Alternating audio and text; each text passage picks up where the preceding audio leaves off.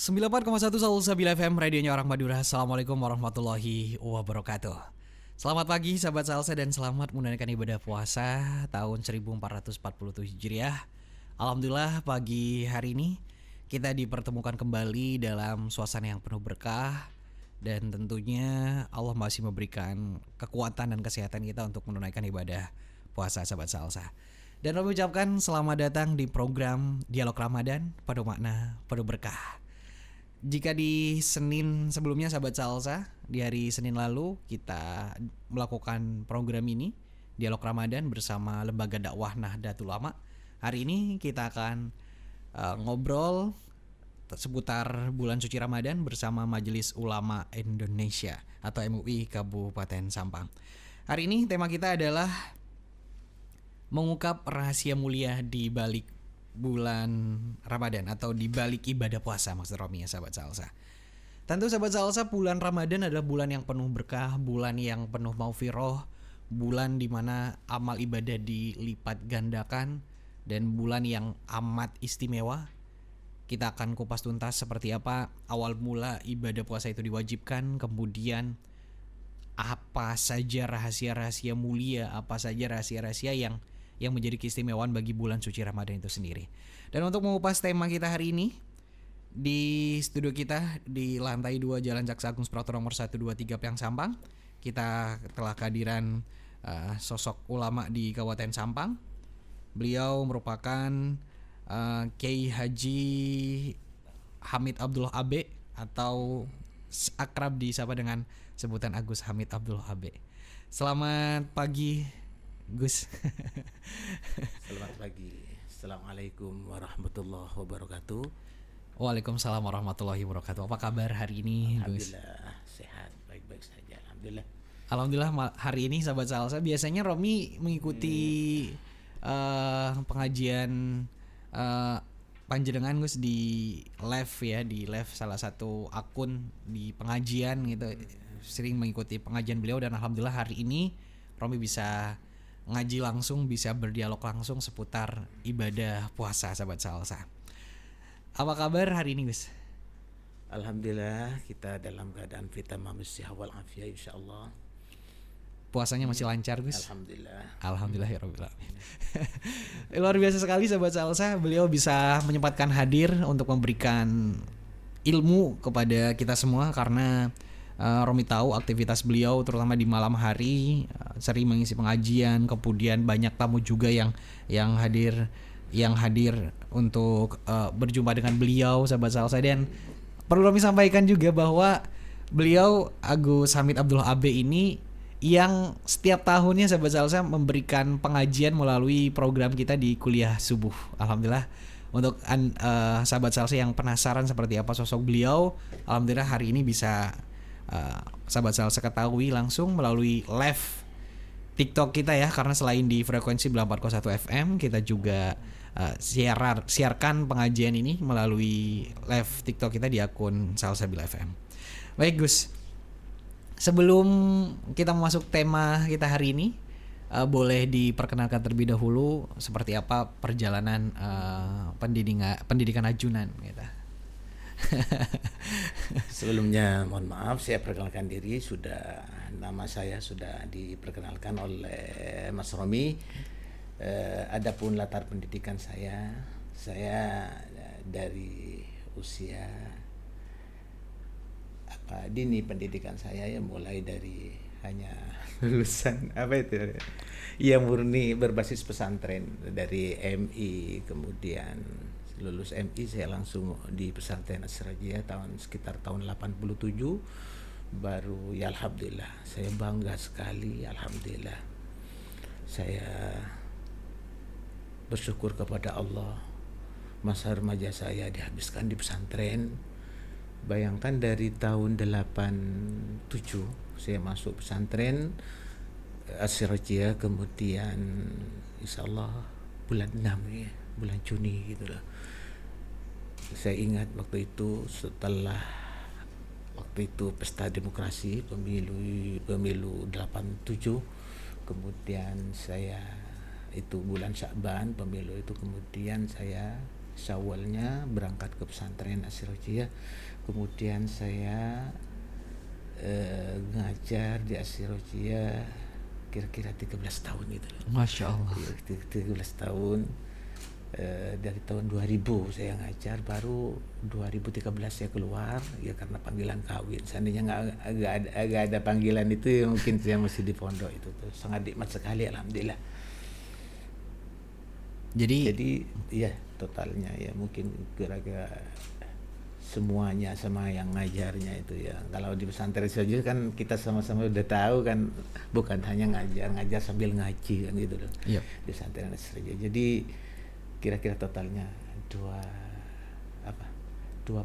tahun, alhamdulillah. Alhamdulillahirabbil alamin. Jadi beliau Agus Samit AB sahabat Salsa menempa pendidikan pesantren selama 25 tahun 25 itu. tahun. Itu bukan waktu yang sebentar, itu adalah waktu yang panjang, dan alhamdulillah dari beliau kita bisa tahu bahwa pesantren, terutama pesantren salaf itu banyak mencetak para ulama sahabat Salsi yang siap mengabdi, siap memberikan jiwa dan raganya untuk umat gitu, untuk memberikan pendidikan. Subhanallah. Mudah-mudahan dengan kehadiran Gus Hamid sahabat Salsa di Salsabila FM bisa banyak menginspirasi juga untuk terutama untuk generasi muda saat ini, Gus, agar juga mengemban pendidikan agama di pesantren gitu. Baik Gus, kita mulai masuk tentang pembahasan kita hari ini, ya ini tentang mengungkap rahasia di balik ibadah puasa gitu. Kita mulai bedah satu-satu tentang mulai dari puasa itu sendiri. Mulai apa puasa itu, kemudian apa sih istimewanya puasa, dan sejak kapan puasa itu diwajibkan, dan mengapa umat Islam itu diwajibkan untuk puasa, Gus? Ya, terima kasih. Sebelumnya saya perkenalkan dulu latar belakang dari tugas saya, kehadiran saya di studio Salsabila ini. Pertama, saya berangkat dari tugas dari Komisi Dakwah dan Pengabdian Masyarakat dari MUI Sampang. Saya ditugaskan untuk menghadiri dialog di Salsabila, karena Salsabila bagi saya seperti yang telah disampaikan oleh Mas Romi tadi, bukan sesuatu yang asing, tapi untuk dialog ini memang saya yang perdana sekarang gitu. Yang perdana sekarang. Dulu saya udah berapa tahun saya berkecimpung masuk di Salsabila, mengisi Salsabila, kuliah subuh itu mulai dari sejak peninggalan almarhum ya Kiai Salah Rabbani. Saya kemudian masuk di Salsabila sampai saat hari ini. Jadi kehadiran saya di sini atas tugas dari Komisi Dakwah MUI Kabupaten Sampang, Komisi Dakwah dan Pengabdian Masyarakat. Tentunya sepertinya apa yang sudah Mas Romi sampaikan, ini bukan kapasitas saya sebagai ulama, mungkin generasi daripada ulama ya. Karena ulama itu memang orang yang pilihan Allah, orang yang sangat super. Innama yasyallah min ibadil ulama. Saya tidak masuk pada kualifikasi itu karena saya jujur saja masih banyak, bahkan saya sering melakukan pelanggaran ini cuma sekedar mengisi aja. Tapi harapan besar saya mudah-mudahan walaupun sekedar dialog ini berangkat dari seolah-olah tugas yang sederhana dari MUI, sekedar mengisi dialog, tapi harapan besar saya mudah-mudahan acara ini betul-betul acara yang bermanfaat, barokah bagi saya sendiri, terutama juga bagi para sahabat Salsabila. Selanjutnya tentang apa sih tadi masalahnya, tentang puasa. Tentang puasa itu sendiri gimana, Mas? Awal mulanya diwajibkan ke puasa, kemudian kenapa puasa itu menjadi istimewa dan diwajibkan gitu, Mas? Pendengar sahabat Salsabila yang dimuliakan Allah Subhanahu wa taala, kita kembali kepada historis atau sejarah daripada puasa itu sendiri. Puasa itu awal mula Rasulullah diutus ke alam dunia ini, puasa tidak langsung diwajibkan. Seperti halnya sholat juga tidak langsung diwajibkan.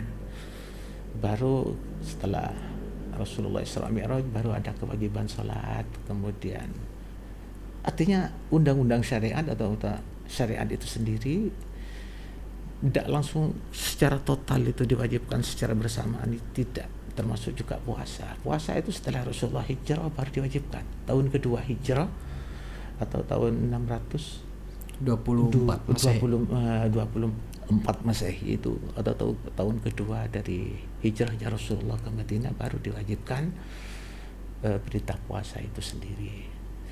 Juga kembali kenapa kok puasa? Betul sekali Gus. Kenapa Gus? Puasa apa rahasia daripada puasa?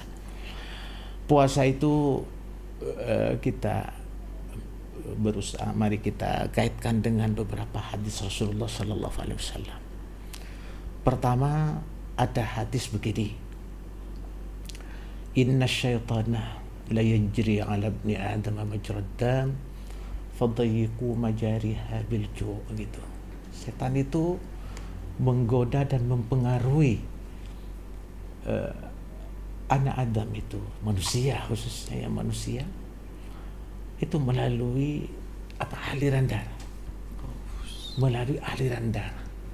Jadi dari sini ulama itu tidak gimana caranya apa masuk atau itu, karena setan itu akan halus kan gitu. Yep. Ulama itu maksud melalui aliran darah itu dari makanan-makanan. Bagaimana kita manusia itu, bagaimana manusia itu makan hal-hal yang tidak halal misalnya. Makanan-makanan halal. Kullu lahmin nabita minal haram fannaru awal babi, gitu. Itu Rasulullah bersabda, ahli daging yang tumbuh dari hal-hal yang haram itu sudah bagian daripada api neraka nih. Jadi dari situ fatayiku majariha bilju. Maka cara kita membendung bagaimana setan itu tidak terlalu deras mempengaruhi kita melalui aliran darah. Fatayiku majariha bilju. Kita harus dibendung dengan cara lapar. Jadi tidak lapar itu bukan hanya puasa, tapi ulama juga ya kesana ya ke puasa ya juga ke tidak nih. Artinya jangan kita terlalu kenyang. Karena kenyang itu sangat mempengaruhi terhadap membangkitkan nafsu kita. Inna ta'ama yuqawwi syahwatan nahimi. Begitulah Imam Busiri. Inna ta'ama yuqawwi syahwatan nahimi. Itu bahaya, itu ta'amul halal. Bagaimana kaifa bi ta'amil haram. Gitu. Di ta'amil halal itu sangat berbahaya karena membangkitkan nafsu. Makanya di bulan puasa itu banyak pelanggaran juga. Katanya setan dibelenggu. Iya itu Gus. Gimana Gus? Kok tidak itu deh. Mungkin di siang hari dibelenggu, mungkin banyak jarang pelanggaran-pelanggaran karena kondisi kita sedang lemah, lapar. Tapi di malam hari kita banyak sekali pelanggaran-pelanggaran. Di siang hari tidak ditutup mungkin, apalagi akses sekarang lebih mudah untuk melanggar itu. HP itu ya kan peluang kita untuk melakukan pelanggaran-pelanggaran yang yang tidak kita sadari kan gitu. Betul. Di situlah ya. Maka dari itu yang dimaksud fadayiku majariha bilju itu ya ulama juga tidak harus puasa deh tanpa puasa, tapi kebanyakan ya indikasinya ke sana, ke puasa, untuk memendungi puasa itu. Sahabat salsabila, kembali kepada puasa tadi, kenapa puasa gitu loh, kok puasa? Kalau kita sudah bicara puasa, sudah ada aturan-aturan tertentu tentunya. Bukan hanya sekedar menahan lapar saja ya. Pertama ya aturannya sudah jelas, mulai dari tabitun niyan, harus niatnya itu harus di malam hari, dan kemudian syarat-syarat yang lain seperti ya harus baligh, juga normal berakal lah gitu lah ya, dan peserta-pesertanya harus kita tahu syarat rukunnya itu dan batalnya kita harus tahu nih. Kenapa bicara tentang puasa? Berbeda dengan bicara hanya menahan lapar itu. Betul. Atau membatasi makan agar tidak terlalu kenyang ya. Jadi di sini puasa itu berangkat awalnya ada cerita begini. Gimana Gus? Ceritanya begini. Diceritakan dari Rasulullah SAW begini. ada dulu Allah ketika menciptakan nafsu.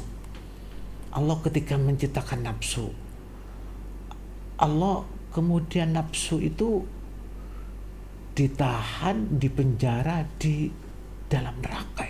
Awalnya nafsu. Ini pun ketika ditanya begitu nafsu itu dicipta, Allah tanya, kamu tahu siapa saya? Apa jawaban nafsu? Ya kamu ya saya gitu sama nafsu. Jadi nggak kenal pada penciptanya itu, nggak kenal. Itu aslinya nafsu seperti itu. Kemudian Allah menghukumnya, ditahan, dihukum di dalam neraka ribuan tahun sampai berkali-kali. Baru ketika dihukum, yang namanya dihukum dalam neraka ya jangankan makanan itu gitu loh, atau air, tidak ada. Yang ada ya hanya api gitu loh. Kemudian setelah melalui proses konsekuensi seperti itu, ditahan, dihukum dan lain semacam, dan dalam neraka penyiksaan dan lain sebagainya, baru setan itu sadar bahwa ketika ditanya lagi, kamu itu siapa dan saya itu siapa, baru setan maaf bukan setan, itu apa lagi nafsu baru tahu nafsu atau membedakan antara dirinya, antara makhluk dan Khalik gitu loh. Nah itulah. Jadi di antara rahasia puasa itu membangun kesadaran spiritual, membangun bahwa bagaimana kita menyadari posisi kita sebagai makhluk dan posisi pencipta sebagai Khalik, sebagai pencipta, Allah sebagai Khalik pencipta. Itu di antaranya itu membangun kesadaran, menempatkan posisi kita sebagai makhluk, membuang segala sifat keakuan, ya, yang dimana sifat-sifat itu sangat berisiko terhadap kemusyrikan, yang mana kemusyrikan itu sangat merugikan. Innallaha la yaghfiru ayyushraka bihi wa yaghfiru ma duna dzalika liman yasha. Dosa-dosa lainnya mudah diampuni oleh Allah kecuali syirik itu loh. Syirik merusak semua amal. Harus dimulai dari nol lagi. Kecuali itu dosa-dosa kita tetap. Sedangkan amal baik kita gara-gara syirik yang tidak disadari hangus ya begitulah pasal di antara latar belakang puasa, bagaimana puasa itu menjadi ibadah khusus, ibadah yang sangat rahasia antara makhluk yang menjalani ibadah puasa dengan Tuhannya gitu. Betul. Jadi sahabat Salsa, apa yang disampaikan oleh beliau Agus Samit itu menerangkan bahwa puasa ini bukan hanya sekedar menahan dahaga, menahan lapar dan haus sahabat Salsa, tapi ada historikal yang religius dan mendalam dari ibadah puasa itu sendiri gitu. Salah satunya yang paling penting adalah bagaimana kita ini tahu bahwa kita adalah seorang hamba dan kita mengetahui bahwa Allah adalah Tuhan yang kita sembah gitu. Seperti hal yang makhluk itu. Tapi Gus, kita sudah mengetahui itu. Kita sudah mengetahui bahwa kita adalah seorang hamba dan Allah adalah Tuhan kita gitu. Tapi kenapa masih banyak juga orang-orang yang masih tahu tapi tidak menyadari itu gitu. Jadi masih banyak yang melakukan ibadah yang atau melakukan hal-hal yang dilarang gitu. Sudah melakukan ibadah puasa gitu, tapi masih melakukan hal-hal yang dilarang. Bagaimana caranya agar puasa ini benar-benar menjadi pelindung bagi hamba yang menunaikannya dan bisa benar-benar menjauhi hal-hal yang dilarang gitu. Jadi bagaimana orang itu bisa benar-benar mendapatkan hikmah atau makna dari puasa itu sendiri? Kita kembali pada firman Allah. A'udzubillahi minasyaitonir rajim. Ya ayyuhalladzina amanu kutiba alaikumusiyam kama kutiba alal ladzina min qablikum la'allakum tattaqun. Memang puasa ini bukan hal yang baru. Artinya bukan umat Muhammad saja yang diwajibkan puasa, umat-umat sebelum umat Muhammad juga diwajibkan puasa, walaupun waktu atau caranya juga berbeda mungkin itu. Kita bicara tentang bagaimana aturan-aturan yang berlaku di syariat Muhammad itu sendiri. Jadi tujuan diantaranya daripada puasa la'allakum tattaqun. Di dalam sebagian kitab tafsir di Jalalain juga dijelaskan ay tattaqunal ma'asi, supaya kita bisa menghindar dari maksiat. Nah, tatakun al-ma'asiyah itu dalam menjalankan puasa ini memang kita hati-hati jangan sampai melakukan maksiat. Betul. Di mana maksiat walaupun tidak membatalkan secara fisik daripada puasa itu sendiri, tapi kadang-kadang maksiat itu sangat mengganggu terhadap membangun kesadaran dalam melaksanakan ibadah puasa itu sendiri. Paling tidak itu juga bisa-bisa maksiat itu juga mengganggu, itu merusak terhadap pahala puasa itu sendiri. Dari itu maka di antaranya membahas tentang kalimat tatakun. Apa kita menghindar dari larangan-larangan Allah ketika kita hanya ketika kita menjalankan ibadah puasa, waktu menjalankan ibadah puasa. Tidak, kita kembali kepada ilmu gramatika ya. Gramatika itu ya, tatakun itu termasuk sirat mudhari yang diantara faedahnya yufidul istimrar wa tajaddud. Jadi tidak tajaddud itu berkesinambungan, berkelanjutan terus. Tajaddud istimrar itu ya istimrar, Berkelanjut. ya berkelanjutan. Wa tajaddud. Di antaranya bagaimana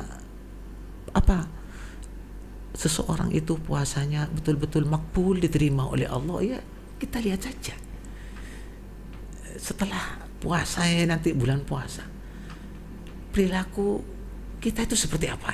Betul. Apakah semakin benar atau bahkan sebaliknya? Seharusnya manusia itu semakin hari semakin sadar, seharusnya. Yeah. Tapi semuanya itu harus diilmui, artinya harus dilakukan dengan ilmu. Semua pengabdian apapun saja memang kan kita harus dengan ilmu, tapi ilmu juga tidak menjamin. Seperti yang disampaikan oleh Mas Romi tadi, kenapa kita kan sudah tahu kan tadi itu kan gitu lah Mas Romi, kita sudah tahu. Artinya kenapa kok masih banyak pelanggaran? Kita kembali khalikal insanu dhaif. Kita memang manusia itu dhaif nih, dhaif. Dari dhaif itu banyak timbul permasalahan. Sehingga awal perintah itu, inna aradna al-amanata 'ala as-samawati wal ard wal jibali fa abayna an yahmilnaha wa hamalaha al-insan innahu kana zaluman jahula. Amanat ini ya banyak ulama menafsirkan tentang amanat, di antara amanatus syariah itu juga termasuk dalam karena amanat itu sendiri ya. Amanat ini sudah pernah ditawarkan oleh Allah Subhanahu wa taala terhadap langit, bumi dan gunung-gunung. Mereka semuanya menolak. Karena terlalu berat. Wahamalah lisan, tiba-tiba ya manusia yang menanggungnya, yang menerima itu manusia. Dan dari situlah innahu kana zaluman jahula. Manusia itu masuk zalum, sangat zalim, bahkan goblok itu ditekankan tolol itu. Ya karena itu manusia itu banyak lupanya. Artinya jarang manusia itu yang sadar. Ini sesuai dengan namanya ya, wa masumil insanu illa ninis. Ini sih ya kan gitu nih Mas ya. Iya. Ya karena dinamakan manusia ya karena banyak sering lupa itu ini. Artinya lupa ini bagian daripada tidak sadar. Nah, dari situlah kita kembali pada la haula wala quwata illa billah. Jadi kita memaknai la haula itu harus dimaknai dengan makna yang seutuhnya. Bukan hanya dimaknai, apalagi tidak dimaknai hanya sekedar diucapkan dengan lisan, tanpa melakukan kesadaran apa kandungan daripada la haula wala quwata illa billah itu sendiri. Ada sahabat itu ketika berkumpul sama Rasulullah, ada sebagian sahabat langsung ngomong la haula wala quwata illa billah. Spontan Rasulullah langsung menegurnya nih. Ata terima makna la haula wala quwata illa billah. Tahu kamu apa arti la haula wala quwata illa billah? Maka sahabat itu berkata, Allah wa Rasulullah alam. Tidak tahu Rasulullah. Allah wa Rasulullah alam. Hanya Allah dan utusannya yang lebih tahu. Ya. Rasulullah langsung la haula an ma'siyatillah illa bi ismatillah wa la quwwata an ta'atillah illa bi aunillah. Begitulah kira-kira itu. Yang pertama la haula an ma'siyatillah illa bi ismatillah wala quwwata an ta'atillah illa bi'aunillah gitu.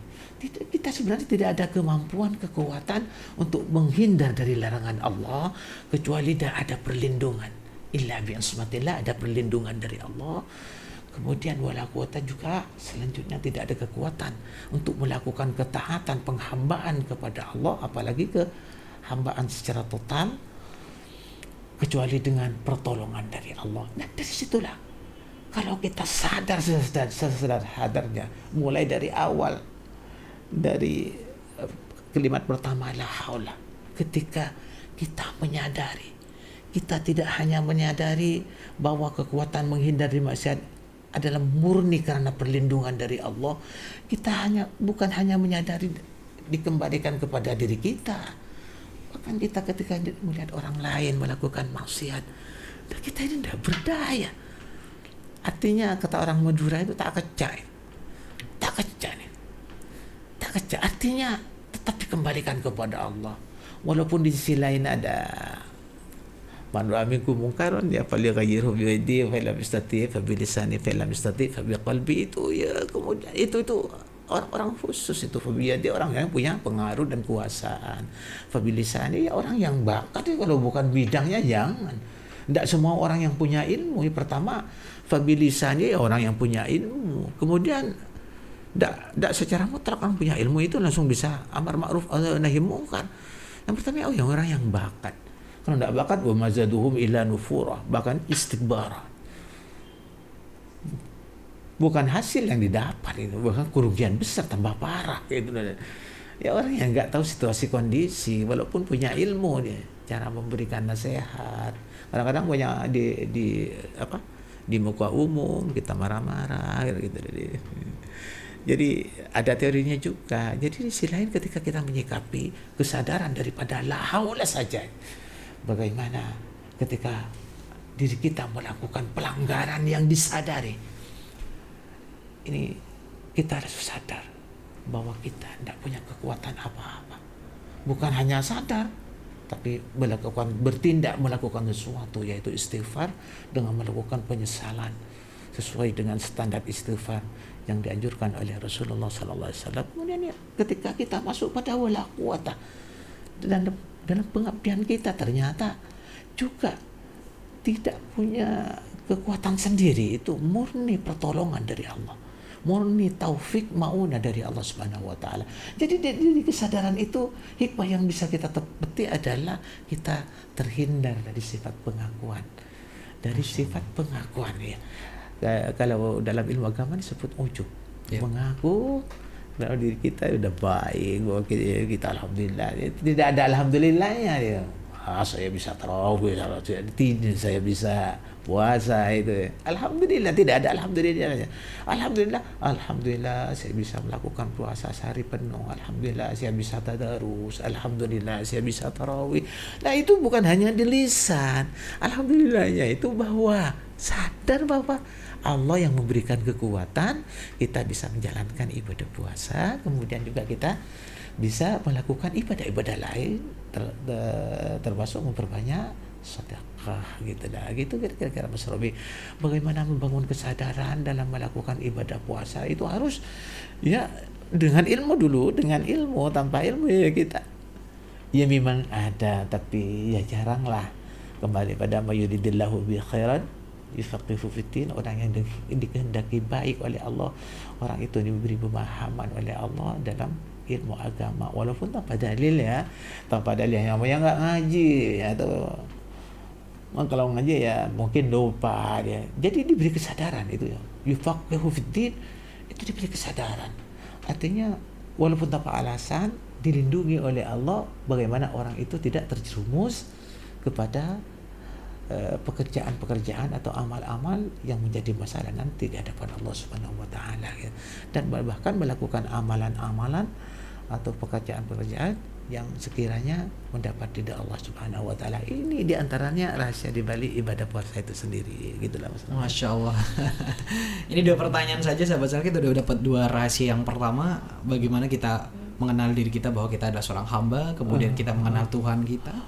Dan yang kedua adalah dahsyatnya ibadah puasa itu juga mengingatkan kita bahwa bahwa kebaikan yang kita lakukan termasuk ibadah puasa itu semata-mata hanya berkat pertolongan Allah Subhanahu wa taala gitu.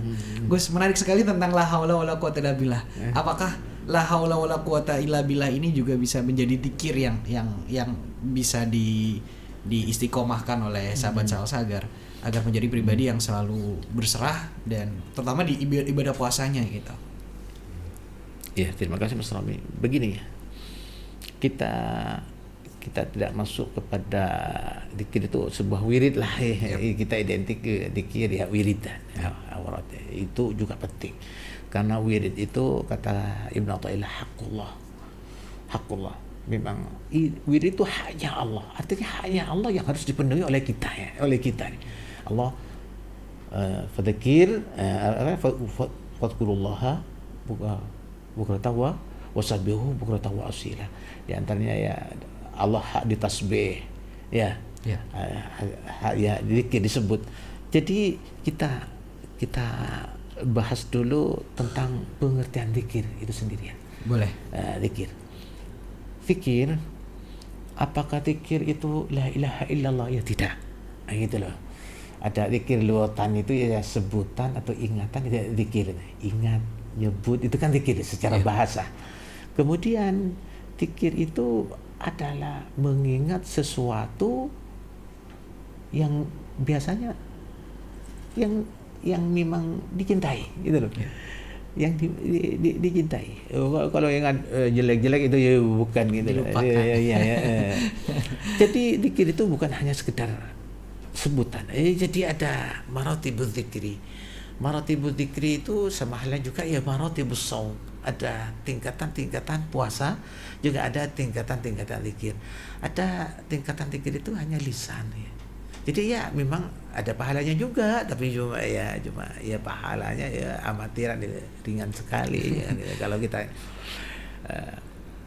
Kemudian ada zikir itu ya qalbi, zikirnya hati itu dibangun biasanya dipelajari oleh orang-orang yang sudah menjalani thariqat, itu ada mursyidnya biasanya itu.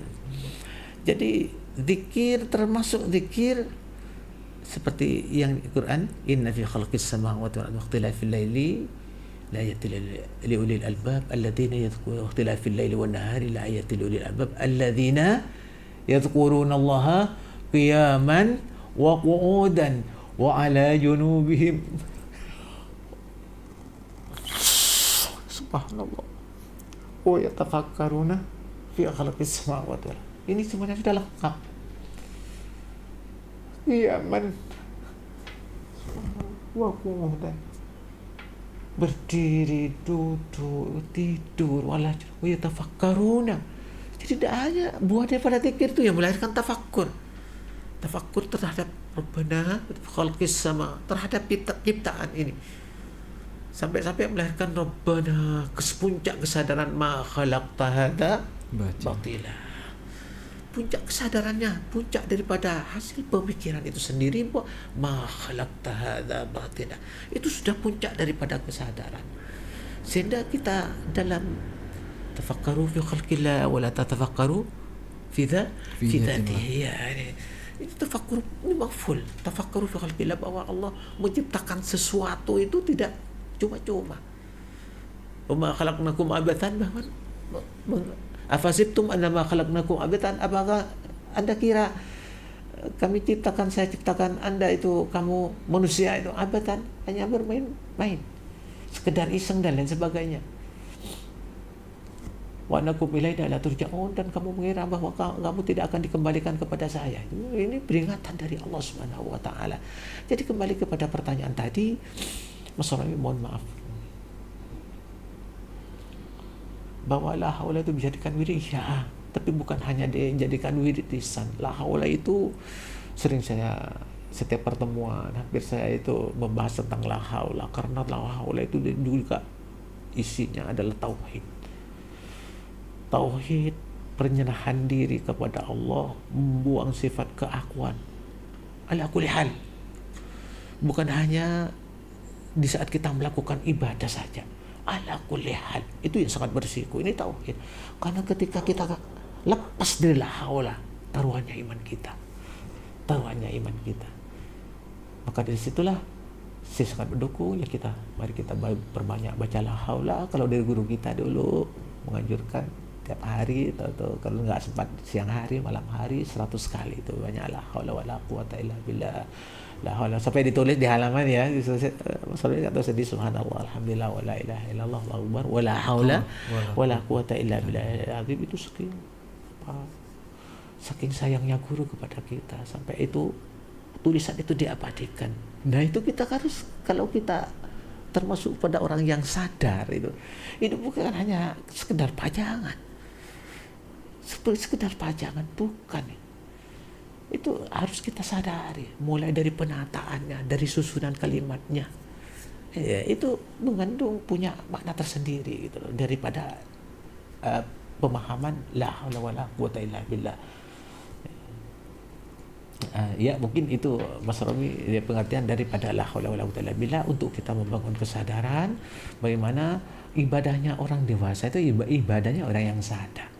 Orang yang sadar itu ibadahnya ya ibadah yang tidak ya namanya orang dewasa ibadahnya orang dewasa itu ibadah yang tanpa transaksional kalau bahasa orang sekarang ya, tidak mengharapkan apa balasan ya mau surga atau neraka. Yang penting tugas kita ngabdi itu orang sadar itu. Apalagi pahala-pahala yang lain sebagainya itu kan pengamalan amalnya orang amatiran itu, anak-anak misalnya gitu loh. Harus pakai imbalan segala. Ya Allah sudah janji, Allah tidak pernah ingkar janji tanpa diharap itu kan pasti Allah kan gitu loh. Kita ibadah tidak mengharapkan surga misalnya. Tidak pernah mengharapkan surga, tapi ibadah terus itu tetap dibalasnya ya surga, karena terminal kita ya nanti di surga akhirnya. Kalau tidak di surga ya di neraka waliyadzubillah gitu lah. Masya Allah, terima kasih Gus. Jadi sahabat salsa, kita harus lebih-lebih di bulan suci Ramadan, di mana amal ibadah kita dilipat gandakan, kemudian keberkahan diturunkan di bulan suci Ramadan ini diberikan kepada kita hambanya gitu. Jadi perbanyak berzikir juga di bulan suci Ramadan, termasuk membaca la haula wala quwata illa billahil azim gitu. Subhanallah, indah sekali apa yang disampaikan oleh beliau. Tadi Gus Hamid sempat menjelaskan sedikit bahwa ada tingkatan-tingkatan dzikir, kemudian ada tingkatan-tingkatan puasa. Itu tingkatan puasa itu seperti apa, Gus? Puasa itu Al-Ghazali itu membagi ada 3 level ya, ada 3 derajat. Pertama, saumul umum. Yang kedua, saumul khusus. Yang ketiga, saumu khususil khusus gitulah. Saumul umum itu puasa umum. Puasa sebagaimana puasa yang dilakukan awamin nas, orang awam gitu loh. Awam itu sebuah kalimat yang sebenarnya bukan orang bodoh gitu loh. Tapi puasanya bukan hanya orang bodoh. Puasanya orang-orang yang dikategorikan terhadap orang-orang bodoh gitu loh. Awam itu dari lafaz awamun, jamak daripada amun, awamun gitu loh. Itu awam gitu loh. Jadi tadi kita tersinggung gitu dikatakan wah orang awam kayak gitu, jadi kita tersinggung. Dan sebenarnya awam itu bukan bodoh, orang yang alim juga ya kalau model puasanya seperti itu ya masuk ke awam. Kelas apa itu ekonomi ya. Ya kalau ada ya kelas ya amatir. Iya. Jadi saya coba menjelaskan seperti apa puasanya orang puasa umum atau puasa yang dilakukan orang pada awamun nas. Amma saumul umum begitulah Al-Ghazali. Kaful fawu kaful batni wal farji an qada'i syahwah. Hanya sekedar menghindar dari menahan diri, bagaimana kita tidak melakukan hal-hal yang membatalkan puasa secara zahir. Kaful batni itu ya tidak kemasukan makanan, minuman dan lain sebagainya. Kalau di fikih itu ya dunia, barang-barang yang di dunia ini termasuk. Itu luas kalau dibahas Mas Romi itu. Menjalankan saumul umum saja sudah susahnya luar biasa ya harus tahu juga. kita tidak boleh menahan diri dari makan minum ya, bukan hanya sesederhana itu. Karena kita fikih itu An-Nawawi, Syekh Nawawi Bantan, yang dunia menjelaskan itu di Riyadhul Badi'ah itu kan gitu lah, yang dunia gitu lah. Termasuk beginilah ya. Kita kadang-kadang kita kalau mimisan itu apa nih? Sering keluar mimisan. Iya, mimisan. Kalau keluar kadang-kadang ketahuan orang kok langsung dimasukkan lagi deh. Itu gimana guys? Ini batal itu. Kalau dimasukkan lagi. Apalagi di dalam sholat. Kadang-kadang di dalam sholat itu. Iya. Ini kayak keluar. Lagi dimasukkan flu, lagi. Ya flu ya dimasukkan lagi gitu loh. Sholatnya ya batal, puasanya ya batal. Walaupun bulan puasa, di luar bulan puasa kita sedang sholat, kemudian keluar, kita flu. Keluar itu dimasukkan lagi itu ya batal itu. Karena semua yang membatalkan puasa batal juga terhadap sholat itu. Yep. Ini sulit ya. Tapi kalau dibalik tidak, yang batal terhadap sholat dan batal puasa ya enggak. Sholat enggak boleh bicara, enggak boleh ngomong, ya puasa boleh aja. Tapi kalau semua yang membatalkan puasa batal juga dilakukan di saat sholat itu loh. Ini sumul umum. Juga diantaranya ini dikasih poin khusus juga. Menghindar atau menahan diri dari keinginan dari syahwat, kemauan syahwat itu ya, termasuk ya kalau syahwat itu ya banyak ya. Bukan syahwatul farji saja ya, bukan. Syahwat itu ya banyak, keinginan yang tidak terkendali. Syahwat misalnya nggak seperti syahwat yang dilampiaskan melalui mata, lisan, itu juga dia berangkat dari syahwat itu sendiri. Syahwat itu keinginan harus diungkapkan gitu loh ya, syahwat itu loh. Syahwat itu keinginan harus dilihat, misalnya lihat aurat itu loh, atau gambar-gambar porno atau film-film apalagi itu loh. Itu syahwat. Itu seumul umum ya, hanya menahan itu saja. Tapi syahwat itu kalau bicara syahwat ya banyak sekali. Selanjutnya kita masuk ke level kedua, itu sumul khusus. Sumul khusus itu ya juga dilakukan masa khusus, yang dilakukan juga orang yang melakukan seperti itu disebut orang khos. Orangnya disebut khos. Yeah. Orang khusus yang dilakukan puasa khusus yang dilakukan khos itu adalah hanya apa? Fahuwa amma sumul khusus fahuwa kafus sam'i wal basar wal lisani wal yadi wal rijli wasairil jawari anil atham. Menahan diri ya dimulai dari pendengaran, mata, hidung dan indra-indra ini, semua indra bagaimana terhindar dari maksiat, bisa menahan diri, bisa mengawal anggota badan kita bagaimana tidak terjerumus dari maksiat itu termasuk ya tangan, bagaimana tangan tidak mencuri, tidak memukul, tidak dan lain sebagainya banyak, atau tidak meraba-raba hal-hal yang menyentuh yang bukan mahramnya, itu bersalaman dan lain sebagainya, bersalaman pada yang bukan mahramnya itu ya banyak Mas Romi itu ya, kalau kita bicara ya mata nggak melihat ya, maksiat ya, lisan nggak ngerasani, nggak menggunjing orang lain, nggak memfitnah dan nggak berkata bohong, gitu termasuk jujur itu bohong. Jujur tuh betul-betul sulit, hal yang sulit jujur. Jadi manusia itu banyak bohong. Lebih orang yang beristri dua itu beristri lebih dari satu, itu banyak bohongnya itu. Banyak bohong itu yang dilakukan. Ya banyak. Kadang-kadang kalau bohong terhadap anak itu, kadang-kadang takut nangis itu. Sebenarnya kalau kita bicara terhadap kejujuran ya, tapi ada pertimbangan, memang pertimbangan syariat itu ada, memang hal-hal yang boleh bohong, bahkan ada yang harus bohong, itu ya banyak, tidak perlu dibahas di sini. Tapi kalau kita betul-betul didorong puasa itu atas dorongan iman, memang kita kan sering persiapan Ramadan itu sering baca doa Rasulullah itu, Allahumma barik lana fi Rajab wa Sya'ban wa ballighna Ramadan. Itu sebuah doa persiapan menghadapi bulan mulia supaya kita bisa menjalani dengan maksimal. Artinya sesuai dengan yang diharapkan oleh Rasulullah Sallallahu Alaihi Wasallam. Apa harapan Rasulullah? Sawma muwaddi'in. Berpuasalah kalian semua seperti halnya puasanya orang yang sedang pamitan. Artinya seolah-olah pas akhir puasa kita puasa yang terakhir.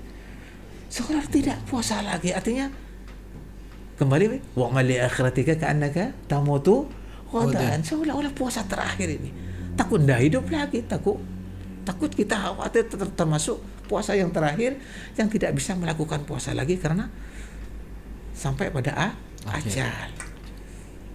Nah disitulah deh bagaimana kita membangun kesadaran seperti tadi yang saya sampaikan. Apa tadi barusan saya sampaikan? Saya lupa saya itu.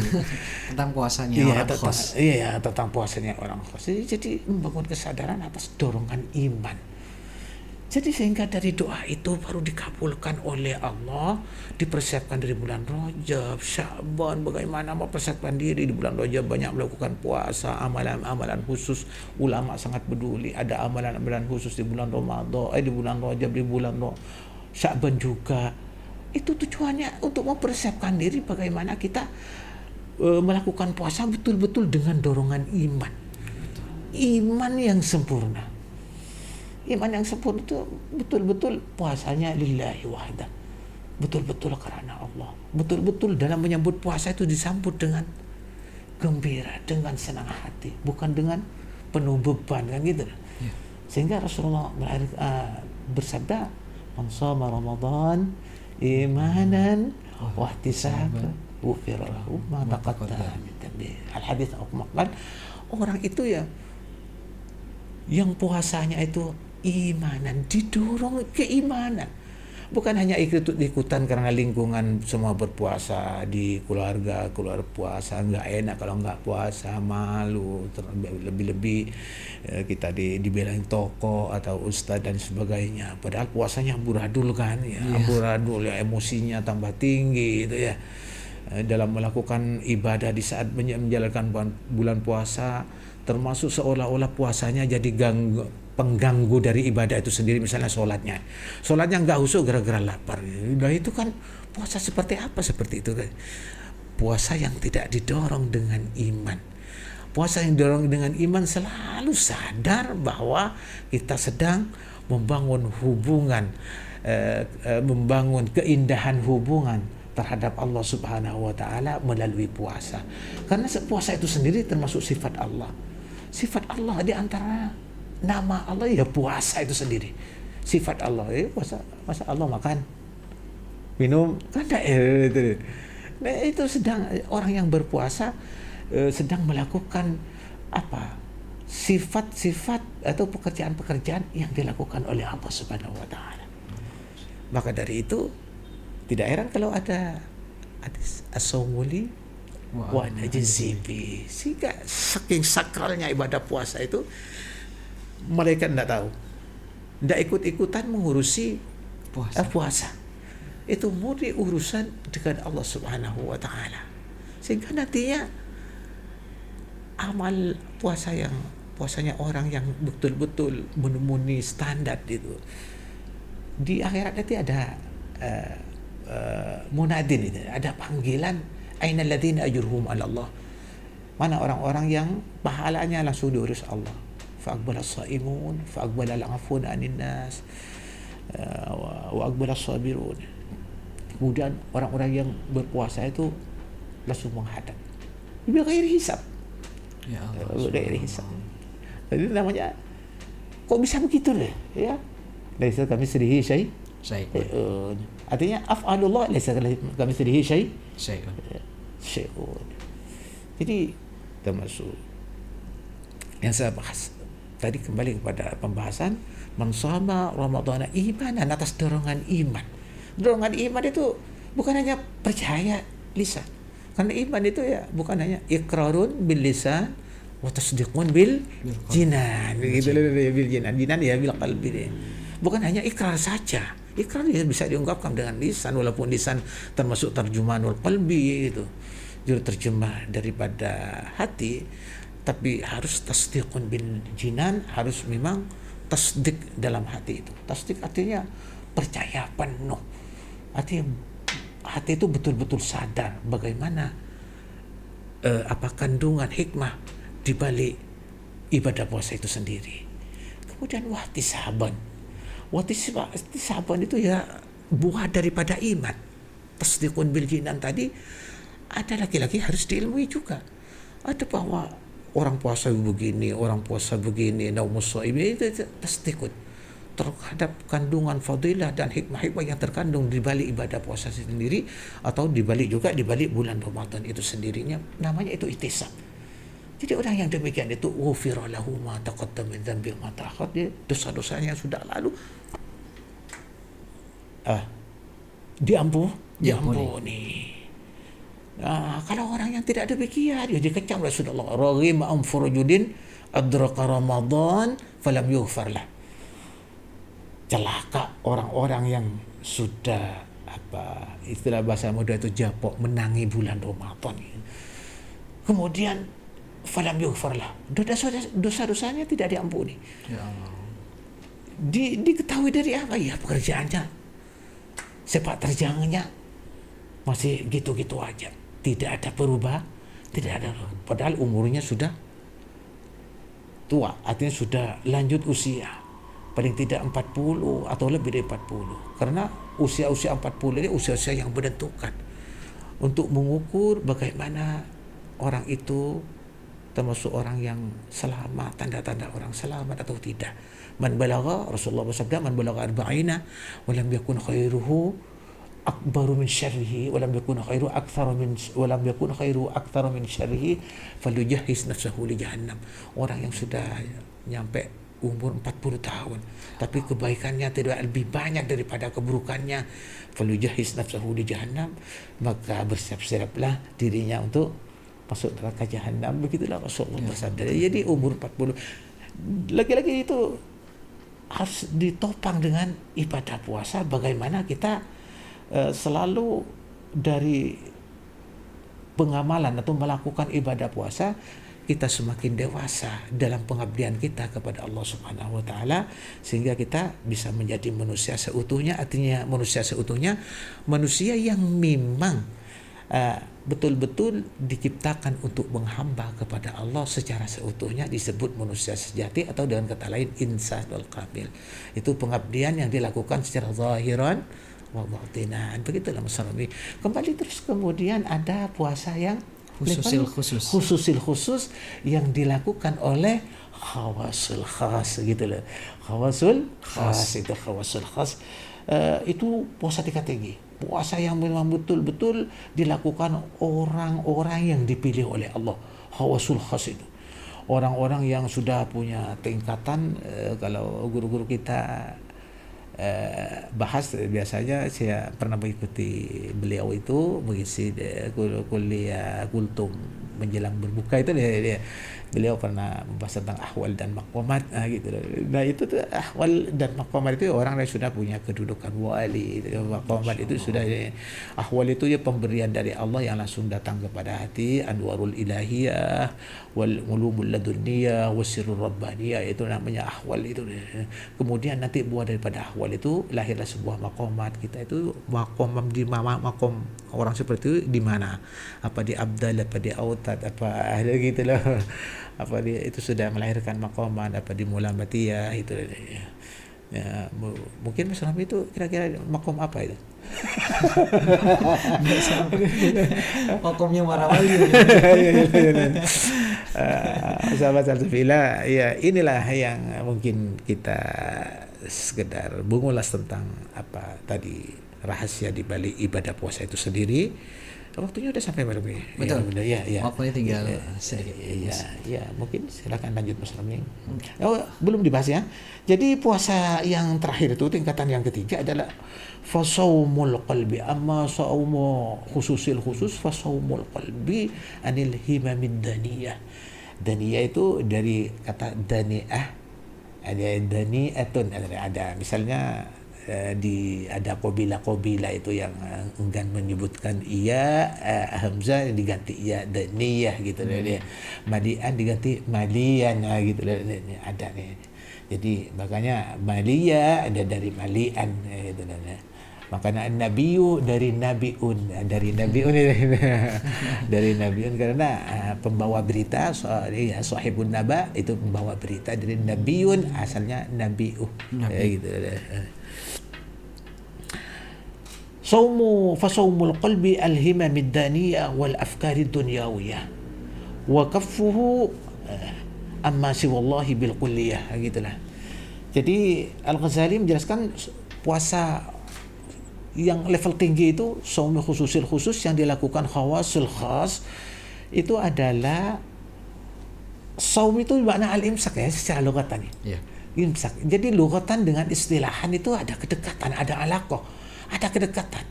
Walaupun seperti misalnya salat lugatan ad-du'a.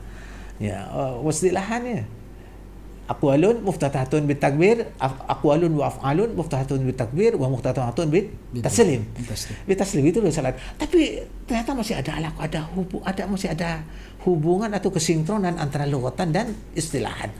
Buktinya walaupun salat itu secara makna istilahi itu di dalamnya banyak kandungan doa. Walaupun secara lugatan itu makna salat itu adalah doa itu sendiri. Begitu juga puasa. Puasa itu secara lugatan al-imsak. Menahan diri.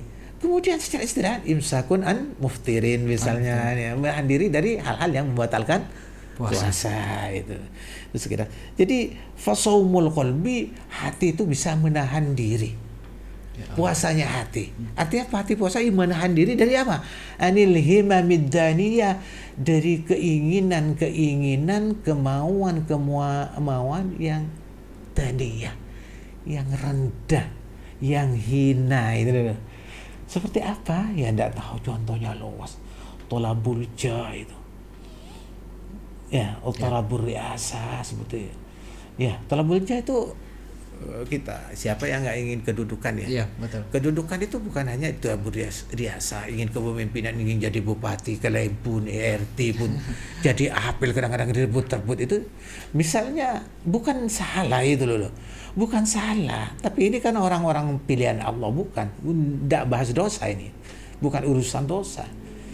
Ini membahas tentang bagaimana memaksimalkan kesadaran sehingga dalam kesadaran itu kita juga terbangun pemaksimalan pengabdian kita terhadap Allah Subhanahu wa taala, pengabdian yang dilakukan dengan secara sadar itu. Jadi ya banyaklah, termasuk ngaji, mondok, ingin jadi kiai. Kalau ingin jadi Agus ya tidak masalah tapi tidak apa-apa, itu kan memang wakadzalika zayyana likulli ummatin amalahum, begitulah firman Allah. Ya Allah sudah membagi seperti itu, tapi dengan ilmu kita nanti ada harapan besar untuk membangun kesadaran seperti yang disampaikan oleh Al-Ghazali juga, dia atlubul ilma li ghairillah fa'abal ilmu illa lillah. Awalnya Imam Ghazali cari ilmu itu li ghairillah gitu. Tapi setelah ilmu didapat fa'abal ilmu illa lillah. Kemudian ilmu sendiri yang membelokkan untuk menjadi lillahi ta'ala, menjadi ikhlas, bagaimana membuang sifat kemanusiaan, sifat-sifat termasuk sifat keakuan yang jadi benalu, yang merusak terhadap amal-amal soleh itu sendiri. Jadi juga bisa difahami mungkin ya, mudah-mudahan juga kita semua sahabat salsa bisa memahami tentang himamil ad-daniyah. Al-himamid daniyah itu keinginan atau cita-cita yang sifatnya hina, rendah, seperti ya at-takatsur fil amwal, menumpuk-numpuk atau maupun harta dia, wa takatsur fil aulad ya tidak masalah. Jadi kalau dikembangkan wa takatsur fil azwaj. Itu begitu kira-kira. Jadi inilah puasa, jadi dia pangkat jabatan atau kedudukan yang sifatnya itu hatun nafsi, itu kepentingan pribadi, bukan kepentingan umat. Kalau kita cari jabatan, misalnya ingin misalnya jadi anggota legislatif atau jadi jadi pemimpinlah, mulai dari kepala desa, camat dan bupati dan lain sebagainya. Hanya ingin bagaimana pentingnya orang soleh menduduki jabatan itu sendiri, itu hendak salah. Rabbi habli mulkan la yanbaghi li ahadin min ba'di innaka antal wahhab. Itu di antara doa Nabi Daud. Di antaranya Nabi Daud minta itu jadi pemimpin dan kerajaan besar yang tidak pernah dimiliki oleh seseorang setelah Nabi Daud itu sendiri. Itu Allah itu kabulkan. Artinya di sini bagaimana pentingnya orang soleh menjabat atau menduduki kepemerintahan, itu ya tidak salah. Tapi yang sekiranya bisa melawan arus, artinya tujuannya untuk islahul ummah itu, untuk kemaslahatan ummah itu, bukan untuk kepentingan yang pribadi seperti membangun kekayaan, jadi kekayaan dan menjadi orang yang sukses dalam bidang usaha di sana. Itu ya ndak itu yang dimaksud. Wal afkarid dunyawiyah, juga pemikiran sifatnya dunia. Ada duniawi itu otak hati kita hanya isi dunia saja. Itu dunia itu bukan identik terhadap uang, harta dan lain sebagainya. Ya termasuk tadi itu ada kaitannya dengan himamid daniyah, itu ada kaitannya. Apalagi ya saat sekarang itu nih, musim-musimnya orang panen padi. Kira-kira puasanya seperti apa nih? Kan ini isi ke sana nih. Saat sholat kita berpikir bagaimana nih? Puasa kita saja nih, puasa apa kita itu? Yang dipikirannya nanti mau buka apa ya? Iya. Ikannya apa, lauknya apa nanti? Bagaimana mengimplementasikan farhatun in the hadis di sahih, farhatun in the iftari, farhatun in the liqa'i rabbi. Farhatun in the iftari itu artinya bukan kita senang bahagia karena yang akan disantap nanti waktu menu buka puasa itu luar biasa, menu yang sesuai seleranya misalnya, bukan itu. Kita bersyukur karena kita diberi kemampuan. Ini lagi-laginya puasanya orang sadar yang didorong oleh imanan wahtisaban tadi itu. Kita harus introspeksi diri. Begitulah Mas Romi. Jadi kemudian seterusnya waqafuhu amma siwallah bil kulliyah. Kemudian hatinya menghindar. Bagaimana amma siwallah? Bagaimana selain Allah itu tidak mengganggu hubungan seseorang terhadap Allah itu sendiri. Karena orang khawas itu selalu berupaya ibadahnya itu ya ibadah hati. Bagaimana membangun kecintaan, kemesraan, mahabbah, cinta terhadap Allah Subhanahu wa taala. Nah di situ loh ibadahnya orang sadar itu super Mas Romi ya. Ibnu Athaillah berkata itu begini. Mungkin Asy-Syarqawi atau di dalamnya itu Ar-Rondiyah ya. Salah satu penyarah hikam itu begini. Dzurratun min a'malil qalbi khairun min amsalil jibal min a'malil jawari. Sedikit saja. Dzurrah itu ibaratkan benda yang tidak bisa dijangkau kecuali dengan pakai alat pembesar, yang disebut mikroskop itu ya. Iya, mikroskop. Iya, alat pembesar itu. Dzurratun itu sedikit saja amal baik yang dilakukan hati dengan kesadaran, maksudnya nih lebih baik dari jumlah gunung di dunia itu. Gunung itu bukan hanya jumlahnya, timbangannya. Itu yang dia maksudnya. Min awal jabari. Jadi jauh diukur dengan amal-amal yang dilakukan oleh anggota badan kita yang dilakukan tanpa kesadaran. Jadi amal hati itu amal luar biasa itu. Ya. Makanya at-tafakkur sa'atan khairun min ibadati alfi sanatin. Itu kan tafakkur itu kan dari hati gitu loh. Makanya keunggulan ibadah hati lagi-lagi itu ya orang yang tahu, yang ngaji. Keunggulannya di situ. Baik. Ya. Terima kasih Gus, subhanallah. Banyak sekali ilmu yang kita dapatkan ya sahabat salsa ketika kita berdialog dengan beliau berkaitan dengan rahasia di balik ibadah puasa yang kita jalani saat ini gitu. Gus, sekarang waktunya singkat, jadi boleh yang terakhir Gus boleh pesannya untuk semua sahabat salsa agar mereka benar-benar memahami dan bisa mendapatkan esensi atau makna terdalam dari rahasia puasa itu sendiri ya gitu lah ya. Pertama kita memang ibadah pada Allah itu ud'u rabbakum tadarruan wa khufya, itu ya khufya itu bukan ud'u, itu bukan hanya diartikan secara makna doa saja, karena ud'u juga doa itu kan termasuk inti daripada ibadah atau mukhul ibadah. Mukhul ibadah, inti daripada ibadah juga di doa. Kenapa? Karena orang doa itu fokus, kan orang sedang memang betul-betul perlu orang doa itu. Jadi begini ya, kita termasuk puasa dilakukan dengan tadarru juga. Bagaimana begini ya, saya mengutip dawuhnya Ibnu Rajab dari madhab Hambali itu. Qala Ka'ab begitu, saya baca, man shoma Ramadan wa huwa yuhaddithu nafsahu idza aftara min Ramadan lam ya'sillah dakhala al-jannah bighairi mas'alah wala hisab. Orang yang berpuasa di bulan Ramadan kemudian yuhadditsu nafsahu, yuhadditsu nafsahu berjanji pada dirinya, artinya dirinya itu ketika nanti saya setelah berbuka puasa saya tidak akan maksiat kepada Allah. Artinya tidak maksiat kepada Allah tidak hanya dilakukan di saat menjalankan ibadah puasa, setelah berbuka juga saya ingin berusaha tidak maksiat kepada Allah. Nah, puasa orang seperti itu dakhalal jannah bighairi mas'alatin wal hisab, akan masuk surga sesuai dengan yang disediakan. Innal jannati baban yuqalu lahu rayyan, ada pintu rayyan nanti di sana akan masuk surga bighairi mas'alah wal hisab, tanpa ada pertanyaan, interogasi dan lain sebagainya, bahkan wal hisab, tanpa ada hisab, pertimbangan amal nanti itu.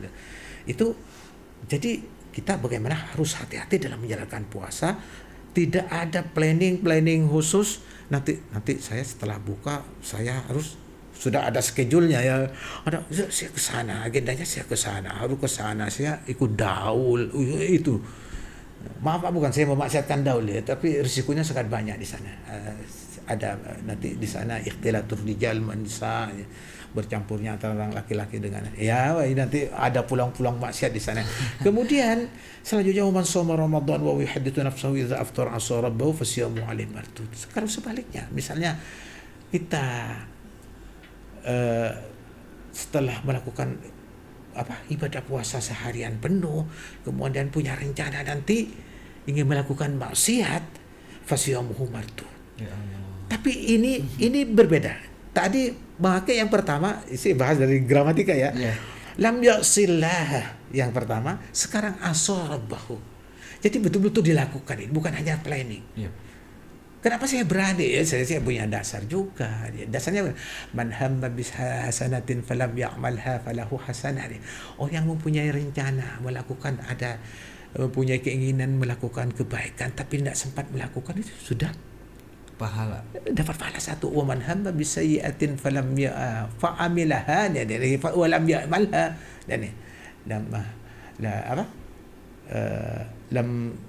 lam tuktab lahu sayyi'at. Artinya orang yang melakukan, kira-kira begitu al-hadis au kama qal, orang yang mempunyai rencana, punya rencana melakukan maksiat kemudian tidak sempat dilakukan, tidak masalah itu.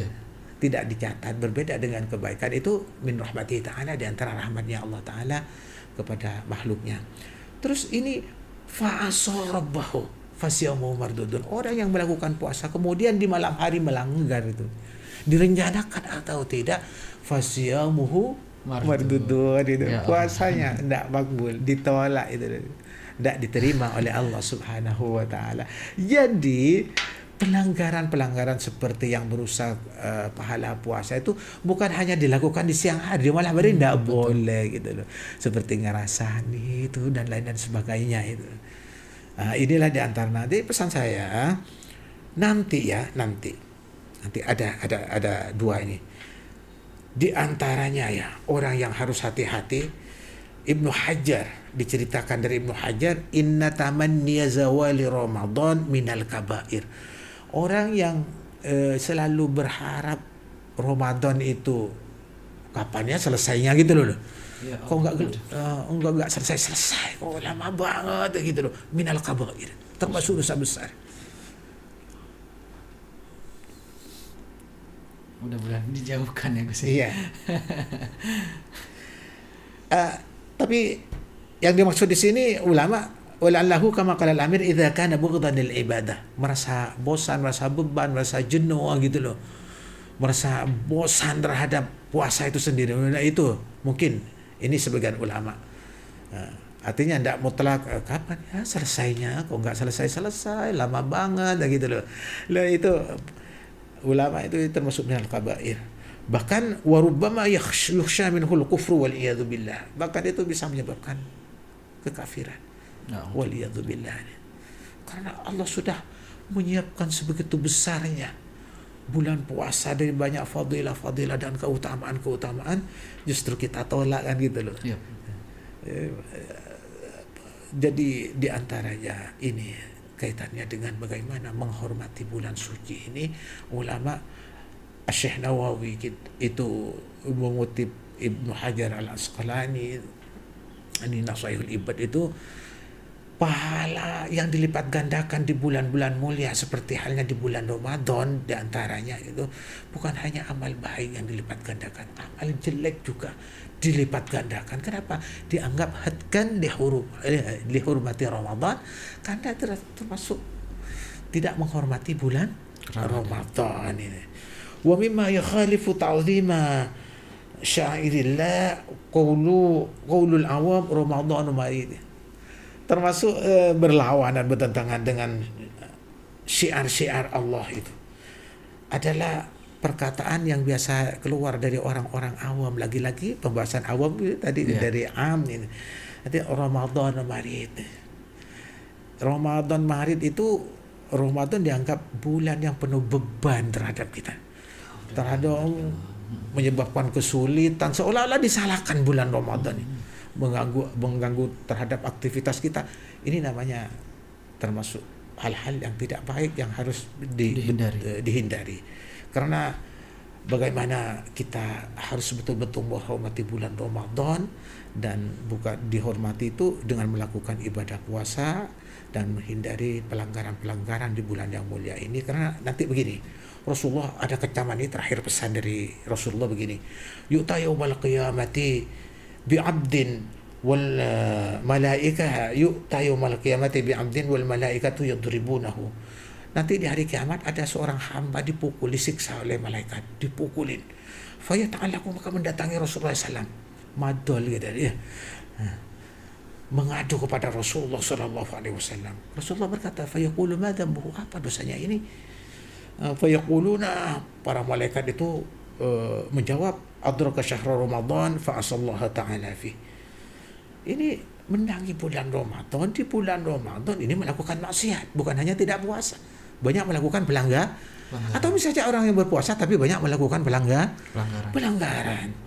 Fayuridu Nabi sallallahu alaihi wasallam ay yashfa'a fihi. Rasulullah sebetulnya ingin memberikan syafaat.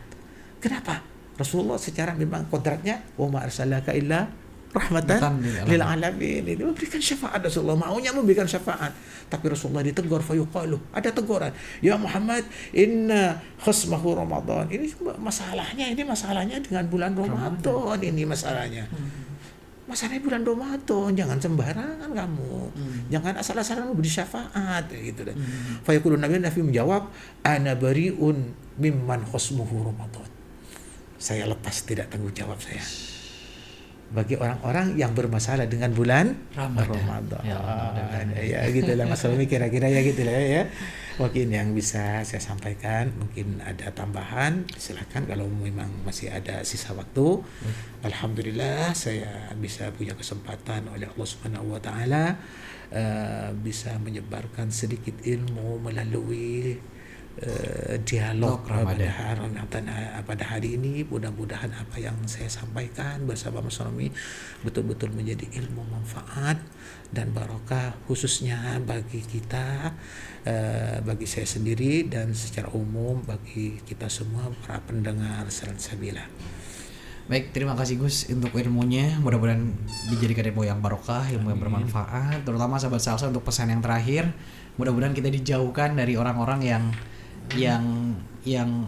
ibadah puasanya mardud atau ditolak oleh Allah Subhanahu wa taala, dan kita dicatat sebagai hamba-hambanya yang dicintai dan mendapatkan berkah Ramadan. Amin ya rabbal alamin. Terima kasih untuk Gus Hamid dan sahabat Salsa. Nanti di setiap hari Kamis kita juga akan ngobrol dengan para kiai, para ulama, para masyayikh di Majelis Ulama Indonesia atau di MUI Kabupaten Sampang. Terima kasih Gus ilmunya sekali lagi. Mudah-mudahan ada kesempatan yang berbeda lagi bisa memberikan ilmu kepada sahabat Salsabila. Dan juga nantikan sahabat Salsa kulsubnya beliau setiap hari pada subuh. Baik sahabat Salsa, saya Romi bertugas dari Jalan Jaksa Agung Suprapto nomor 123 Priang Sampang pamit undur diri dari program Dialog Ramadan Penuh Berkah dan Bermakna hari ini. Assalamualaikum warahmatullahi wabarakatuh dan sampai berjumpa kembali. Ya, juga dari kami, dari saya sendiri pribadi mohon maaf atas segala apa yang saya sampaikan. Mungkin saya sadar banyak kekurangan, tentunya mohon koreksinya melalui Mas Robi, melalui Salsabila, nanti mungkin bisa diperbaiki oleh teman-teman nanti yang akan mengisi untuk acara-acara berikutnya. Dari saya pribadi mohon maaf dan undur diri. Ila liqa'in akhir fi amanillah wa nahnu fi amanillah. Wassalamualaikum warahmatullahi wabarakatuh.